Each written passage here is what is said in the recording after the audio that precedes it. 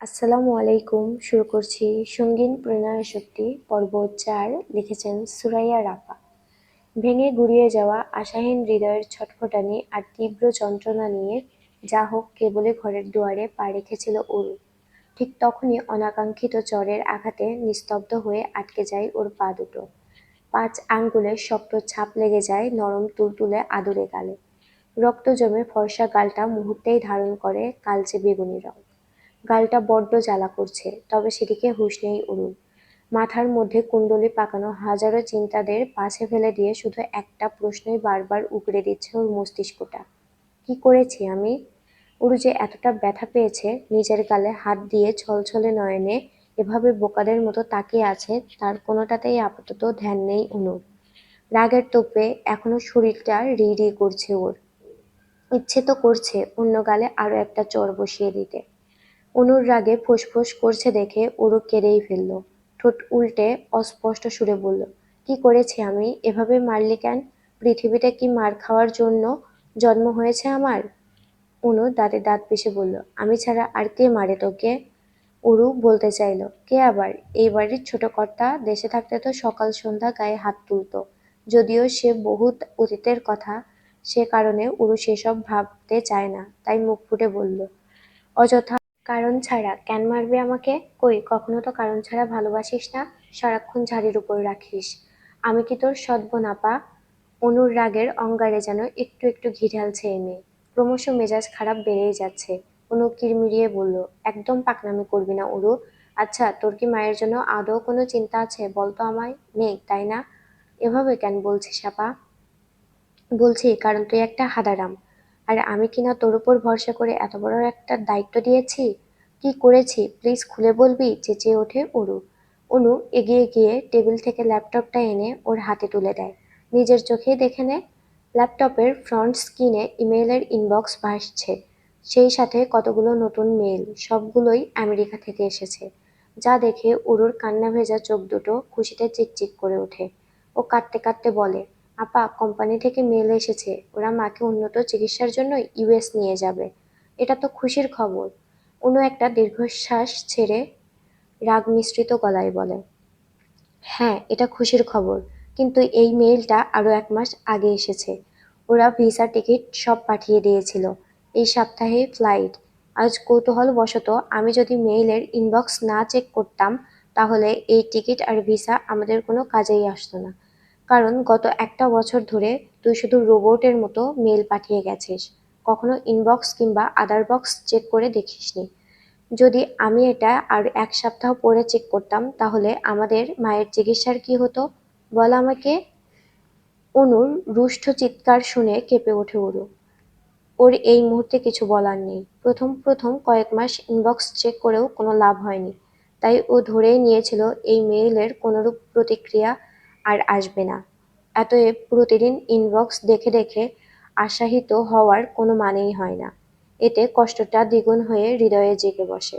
কিন্তু সকল চিন্তা ভাবনার ঊর্ধ্বে গিয়ে এমন কিছু হবে, সেটা ওরু কল্পনাতেও ভাবেনি।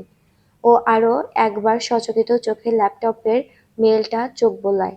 সকল নিয়মনীতি ফলো করার শেষে একেবারে নিচে ছোট ছোট অক্ষরে লেখা, mister Pratyay Ehsan, CFO of JK group of industry.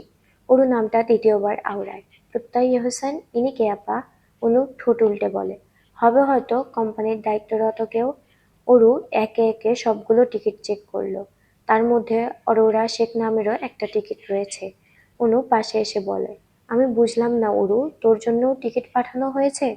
তুই অবশ্য না গেলেও হতো। অরু আশ্চর্য হয়ে পেছনে চাইল। কি বলছিস আপা? তোরা অতদূর চলে যাবি আর আমি এই ফাঁকা কীর্তিকুঞ্জে একা একা থাকবো? ভূতেরা আমাকে আস্ত রাখবে বলে তোর মনে হয়? তুই এটা বলতে পারলি? আমি নির্ঘাত তোর সৎ বোন। হয়েছে, ড্রামা বন্ধ কর। আমি কেন বলছি সেটা শুধু আমিই জানি। কেন বলছিস? যত উন্নত চিকিৎসাই হোক না কেন, মায়ের কাছাকাছি সবসময় আমাকে থাকতে হবে রে। তাহলে বিদেশের বাড়ি তোকে আমি কার কাছে রেখে যাব বল? তার উপর কীর্তিক ভাইয়া মানুষটা সুবিধার না। অরু মৃদু হেসে অনুকে আশ্বাস দিয়ে বলে, আমি কি আর ছোট আছি রে আপা? আমি ঠিক সব পরিস্থিতি ম্যানেজ করে নেব, তুই দেখিস। তাছাড়া এতগুলো বছর পর তিনি নিশ্চয়ই আগের মতো নেই। হতে পারে এতদিনে বিয়ে শাদী করে আমাদের জন্য বিদেশিনী ভাবি রেডি করে রেখেছে। অনু অরুকে জড়িয়ে ধরে ওর গাল আলতো করে চুমু খেয়ে বলে, সরি সোনা, জানিস আমার অনেক খুশি লাগছিল যখন মেলগুলো দেখছিলাম, কিন্তু রাগটা তখনই হয় যখন ভাবলাম এই মেলটা 1 সপ্তাহ পরে পেলে আমাদের টিকিট ক্যান্সেল হয়ে যেত, আমাদের মাকে আরো ভুগতে হতো। অরু মুখ কালো করে মাথা নুইয়ে বলে, তুই না পা, আমিই সরি, আমি তো খামখেয়ালি করে কিছুই চেক করতাম না, আমাকে ক্ষমা করে দে প্লিজ। হ্যাঁ দেবো, তবে একটা শর্ত আছে। কি শর্ত? এখনই এই মুহূর্তে আমার সাথে মার্কেটে যাবি, অনেক প্রয়োজনীয় শপিং করতে হবে, এই সপ্তাহের ফ্লাইট। অরুণ নিজের হাতের বাঁধন শক্ত করে অনুর গলা জড়িয়ে ধরে খিলখিলিয়ে হেসে উঠে বলে, আপা আই লাভ শপিং, কতদিন নতুন জিনিসের গন্ধ পাই না। তারপর আনমনেই বলে, এবার আমি নিখিল ভাইকে ঠিক খুঁজে বের করব। আজ রোববার, প্রতিদিনের মতো আজও পড়ন্ত বিকেলে তীর্যক সূর্য কিরণ হানা দিয়েছে খোলা আঙিনার ন্যায় মহলের বিস্তার ছাদ জুড়ে।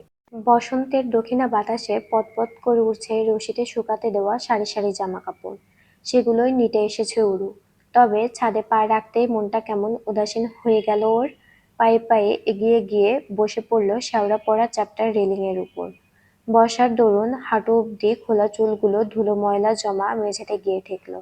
গোধূলি বেলায় মেঘ ভেজা বাতাসের তালে তালে হাঁপড়ে একটা চাপা নিঃশ্বাস বেরিয়ে এলো ওর বুক চিরে। আজমেরি শেখকে ইতিমধ্যে ইমার্জেন্সি ফ্লাইটে তুলে দিয়ে এসেছে ওরা দুবোন। ওদের ফ্লাইট রাতে। আর কয়েক মুহূর্ত মাত্র। তারপর এই মহল, বাগানবিলাসে ঘেরা বিশাল বাড়ি, বাড়ির পেছনে সুপারির বাগান, সামনে বিশাল গেট, সবকিছুই মানবশূন্য হয়ে পড়বে। প্রিয় ক্যাম্পাস, প্রিয় বান্ধবী, আর সবচেয়ে প্রিয় নিখিল ভাই, সবাইকে ছেড়ে বহুদূরে পাড়ি জমাবে উরু। অচেনা দেশ, সব অচেনা মানুষের ভিড়ে সাদা মাটা বাঙালি উরুর জন্য কি অপেক্ষা করছে কে জানে। কেবল ভরসা একটাই, মায়ের সুস্থতা। তার মন গহীনে অযাচিত এক অদম্য ইচ্ছা নিখিল ভাইকে খুঁজে বের করা। অরু জানে কাজটা এতটাও সহজ নয়, তবে ও চেষ্টা করবে। পৃথিবী তো গোলাকার, তার উপর একই দেশে থাকবে ওরা। ইন্টারনেটের যুগে অতটাও কষ্টকর হবে না ব্যাপারটা। ভাবতেই বিষণ্ণ মুখে একচিলতে হাসি ফুটে উঠল অরুর। আমি আসছি নিখিল ভাই, ঠিক খুঁজে বের করে নেব আপনাকে। অরুর দিবা স্বপ্নেতে টান পড়ে নিচ থেকে অনুর বাজখাই আওয়াজে। কিরে উরু, হাওয়া হয়ে গেলি নাকি? নিচে নাম, নয়তো আমি ব্যাগ গুছিয়ে এয়ারপোর্টে চললাম। Time flies, yes it is. এই যেমন 24 ঘন্টা আগেও অরূপ পুরান ঢাকার নামকরা বাড়ি কীর্তিকুঞ্জের ছাদে কোণে দাঁড়িয়ে ঝিরিঝিরি হাওয়া খাচ্ছিল, আর এখন এই মুহূর্তে মোটা পশমি লেদারের জ্যাকেট পরে হু হু বাতাসে থরথর করে শীতে কাঁপছে। এয়ারপোর্ট থেকে গাড়িতে উঠে কাঁপাকাঁপি একটু কমেছে দুবোনের, তবে লম্বা জার্নিতে বড্ড কাহিল হয়ে গিয়েছে শরীরটা। অনুর চেয়ে অরুর অবস্থা বেগতিক, কারণ পুরো ফ্লাইটে কিচ্ছু খেতে পারেনি ও। অরুর যে মারাত্মক রকমের ফ্লাইটে ফোবিয়া আছে সেটা এই প্রথমবার জানল অনু।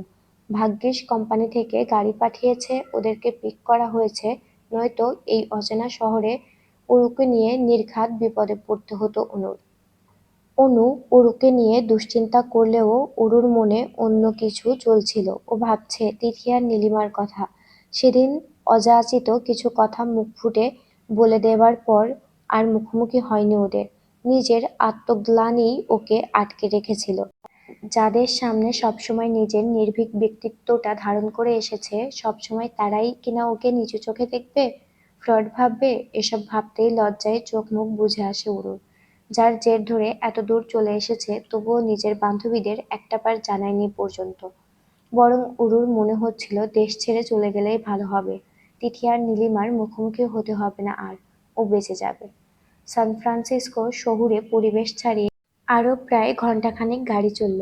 নির্জন হাইওয়ের রাস্তায় মাঝে মধ্যে দু একটা প্রাইভেট কার ছাড়া আর কিছুই চোখে পড়ল না ওদের। কিছুদূর পরপর রাস্তার কোল ঘেঁষে দু একটা ওয়ালমার্ট আর ম্যাকডোনাল্ডস এর ক্যাফেটেরিয়া দেখা গেল, তবে সেগুলোও জনমানবশূন্য। এছাড়া রাস্তার দুপাশে যা চোখে পড়ে তা হলো উঁচু নিচু পাহাড় আর সারি সারি উইল্ড মিল। তবে চারিদিকের পরিবেশ প্রাণ জুড়িয়ে দেবার মতোই সুন্দর।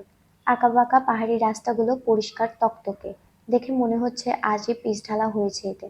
অথচ বাংলাদেশ হলে মানুষের গিজগিজ আর ময়লা আবর্জনায় রাস্তার মুখখানা পর্যন্ত দেখার উপায় নেই। যেতে যেতেই উরু বোধ করল এদেশের মানুষ যতটা শৌখিন ঠিক ততটাই পরিশ্রমী। আসলে এখানে অরুর কোনো দোষ নেই। প্রথম পরিচিতিতে মানুষের ভালো দিকগুলোই বেশি নজরে আসে। অপেক্ষার অবসান ঘটিয়ে একটা ছোটমোটো ডুপ্লেক্স বাড়ির সামনে গিয়ে থামল গাড়িটা। এতক্ষণ সবকিছু ঠিকঠাক লাগলেও হুট করেই নার্ভাস লাগতে শুরু করেছে অরুর। হাত পাগুলো যেন অবশ হয়ে এসেছে, সেই সাথে বমি বমি ভাব। মনে হচ্ছে কিছু একটা গলায় আটকে আছে। কিছুক্ষণ বাড়িটার দিকে তাকিয়ে কাটিয়ে দিল ও। ততক্ষণে অনু নেমে ওপাশ থেকে বারবার তাড়া দিচ্ছে। কি হলো নাম? তোকে রেখে আমি হসপিটালে যাব, ইমার্জেন্সি কল এসেছে। গাড়ির সাউন্ড প্রুফ কাচ গলিয়ে সে কথা অরুর কানে গেল না। ও আস্তে ধীরে সময় নিয়ে নামলো। বাইরে প্রচণ্ড বাতাস আর গুঁড়ি গুঁড়ি বৃষ্টিতে ঠান্ডায় জমে যাওয়ার উপক্রম। অরু নামলে ড্রাইভার মতো লোকটা একটা কার্ড ধরিয়ে দিয়ে বলল, this is house password. Aru মাথা কাত করে কার্ডটা নিল।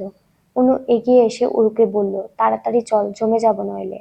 অরু এখনো নিশ্চুপ, শুধু উপর নিচ মাথা নাড়িয়ে সায় জানালো। কিন্তু অনুর আর বাড়ির ভিতরে ঢোকা হলো না। তার আগেই ওর ফোনটা বেজে ওঠে। ফোন রিসিভ করে অনু কি কি বলল সেসব কিছুই কানে যায়নি অরুর। তবে তার পরপরই ওর শরীর জমে হিম হয়ে গিয়েছে। বাইরের খারাপ ওয়েদার এই শীতল তার কাছে কিছুই নয়। কারণ এবার ওর শরীর নয়, বরং কলিজা জমে এসেছে। একটু আগে ফোনে কথা শেষ করে অনু এসে জানায়, আমাকে এক্ষুনি হসপিটালে যেতে হবে অরু। অনেক ফর্মালিটিস বাকি। আর সব কাগজপত্রে আমার ব্যাগে। ওগুলো না পূরণ করলে ওরা মাকে ভর্তি করাতে পারবে না। মায়ের শরীর আরো খারাপ হয়ে যাবে। তুই পাসওয়ার্ড দিয়ে দরজা খুলে ভেতরে গিয়ে বিশ্রাম কর, আমি যত তাড়াতাড়ি সম্ভব চলে আসব। অরু চমকায়, হকচকিয়ে বলে, না না, আমি একা একা ভেতরে যেতে পারবো না। যদি কেউ থাকে, তার চেয়ে বরং আমি তোর সাথেই যাব। পাগলামি করিস না অরু। বাইরের অবস্থা দেখেছিস? আমি শিওর রাত হলে ঝড় আসবে। তাছাড়া তুই না বলেছিস আমার কথা শুনবি? অরু ঠোঁট উল্টে কাঁদো কাঁদো হয়ে বলে, আমার ভয় করছে আপা, যদি ভেতরে কেউ থাকে। আমি যতদূর জানি কেউ বাড়িতে নেই। নয়তো ড্রাইভার পাসওয়ার্ড দিত না। আর যদি থেকেও থাকে, তুই নিজের পরিচয় দিবি। কোনো বোকামি করিস না, কেমন? অরু ঘাড় কাত করে সায় জানালো। অনু পুনরায় গাড়িতে উঠে পড়ে। যেতে যেতে বলে, সাবধানে থাকবি, প্রয়োজন হলে ফোন করবি। কিভাবে ফোন করব? আমার কাছে তো সিম কার্ডই নেই। মাথা নিচু করে বিড়বিড়িয়ে কথাটা বলল অরু। অচেনা দেশ, অচেনা শহর, অচেনা একটা বাড়ি। এখন আপাও চলে গেল।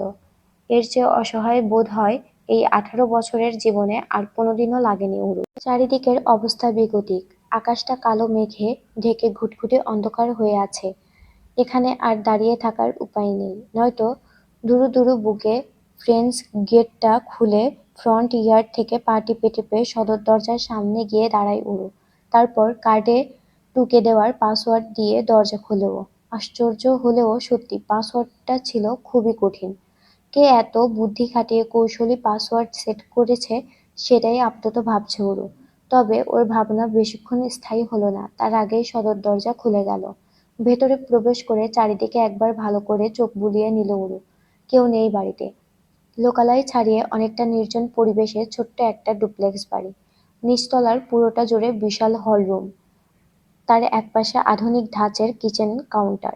কাউন্টারের সামনে সেট করা দুটো বার স্টুল, কিচেন। আর হলের মাঝে কোনো দেয়াল নেই, বরং কিচেন কাউন্টারের সামনেই গোলাকার ডাইনিং।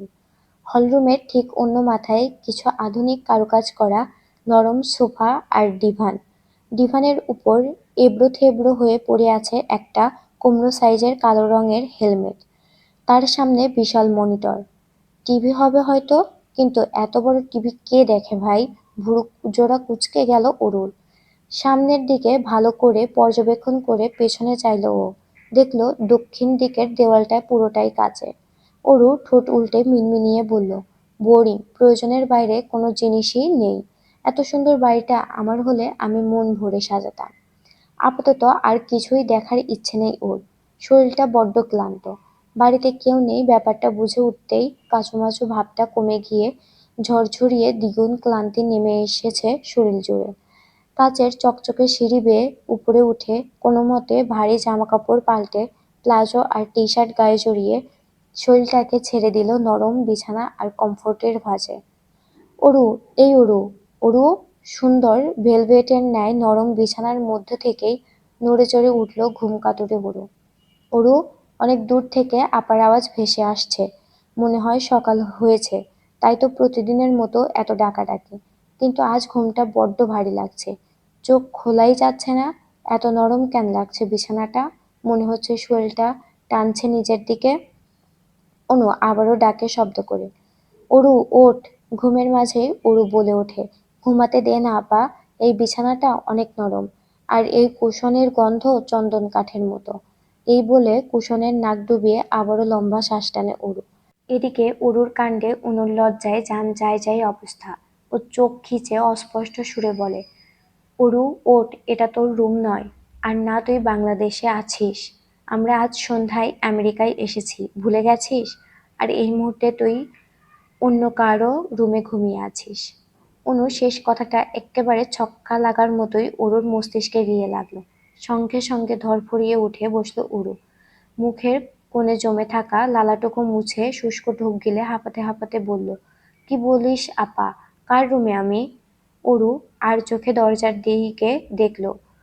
অরুও ওর দৃষ্টি অনুসরণ করে সেদিকেই চাইল। দেখল ফুল সিল্ক সাদা টি-শার্ট আর ব্ল্যাক ট্রাউজার পরিহিত লম্বা মতো লোক। অরু এক পলকেই এই সুদর্শন পরিচিত মুখটা ধরতে পেরেছে। এটা অন্য কেউ নয়, স্বয়ং জাইন কীর্তিক চৌধুরী। অরু মাথাটা ভোঁ ভোঁ করে ঘুরছে। কি করেছে ও এটা? কার বিছানায় এতক্ষণ ধরে ঘুমিয়েছে? এই মুহূর্তে দরজার বাইরে থেকে ওর দিকেই অনুভূতিহীন দৃষ্টিতে তাকিয়ে আছে লোকটা। নিষ্প্রভ শীতল চাহনি, কি বরফ কেটে ফেলার মতো ধারালো তার তীক্ষ্ণতা চোখ দুটোতে।